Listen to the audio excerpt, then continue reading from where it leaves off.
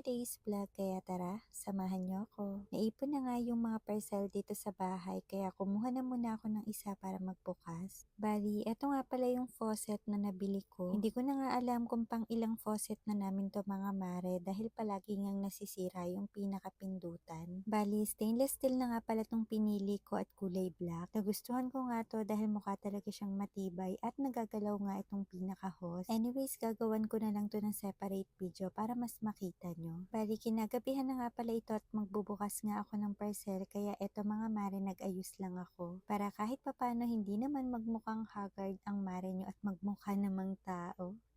Anyways, kumuha na nga ulit ako ng isang parcel. Bali, eto nga pala yung knitted blouse. Bali, dalawang color nga pala ito mga mare at napaka-stretchable nga ng tela nito. Hindi siya masyadong makapal, saktong-sakto lang at ganito nga yung itsura niya kapag suot na. Bali, pinartneran ko nga lang pala siya ng pants at etong white na bag. Bali, white sandals nga pala yung babagay dito sa outfit na to. Kung ayaw niyo naman mag-pants, pwede nga rin itong partneran ng shorts. Bali, mas bagay nga dito yung kulay black na shorts. Then pinartneran ko siya ng black na bag and then shades. Lakas nga makamadam nitong outfit na to pero less than 200 pesos lang itong knitted blouse. Anyways, kung gusto nyo nga pala nung mga nabanggit ko, ilalagay ko sa yellow basket or sa comment section yung link. Bali, kinabukasan nga mga mare, naisipan ko nga gumawa ng cucumber lemonade. Alam nyo naman na napakahili ko nga sa juice na to mga mare at eto talaga yung on the go juice namin dito sa bahay. Bukod kasi sa napakasarap nito, napaka-healthy din nitong inumin. Bali, hiniwa-hiwa ko nga lang pala yung cucumber at naglagay lang ako ng isang buong lemon. Ini-squeeze ko lang mga mare and then naglagay ako ng 3 kutsarang asukal at ng tubig. Etong 3-in-1 blender ng MyMate nga pala yung gagamitin ko mga mare. Dahil 3-in-1 na nga ito, napakarami mo nga pwedeng paggamitan dito.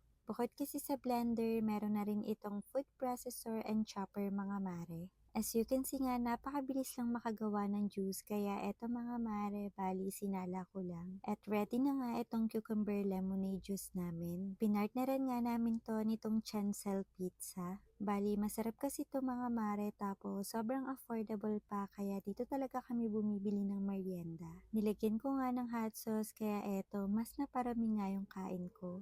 Pagkatapos nga namin kumain ng merienda, eto naglaro muna kami ni Habila. Eto nga yung madalas na banding naming mag-ina mga mare, kundi maglaro nitong mga educational toys niya. At eto nga yung isa sa paboritong laruin ni Habila, itong button nails. Super nakaka-enjoy talaga itong laruin mga mare at ayan, tinatama nga ako ni Habila dahil malilaw yung color na nilagay ko. Anyways, pagkatapos nga namin makapaglaro ay eto, sinimulan ko na nga magbukas ulit ng parcel. Bali, eto nga pala yung acrylic na shoebox.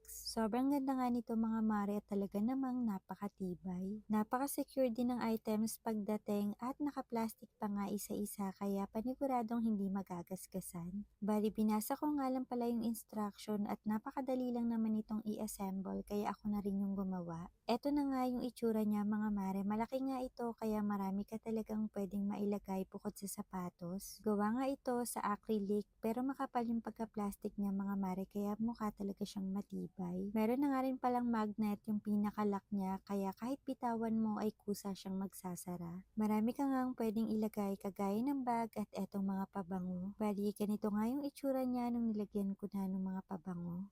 Eto naman yung itsura niya kapag naglagay nga ng sapatos. Kinaganda nga nito, kitang-kita mo yung sapatos na ilalagay mo kaya hindi ka na magbubukas-bukas pa. Kahit nga yung pang basketball na sapatos ay kasyang-kasya mga mare. Pero ako nga hindi ko ilalagay yung sapatos kundi etong mga pabango. Mas maganda na nga siyang tignan dahil naka-organize na. Anyways, kung gusto nyo rin, lagay ko na lang sa yellow basket or sa comment section yung link.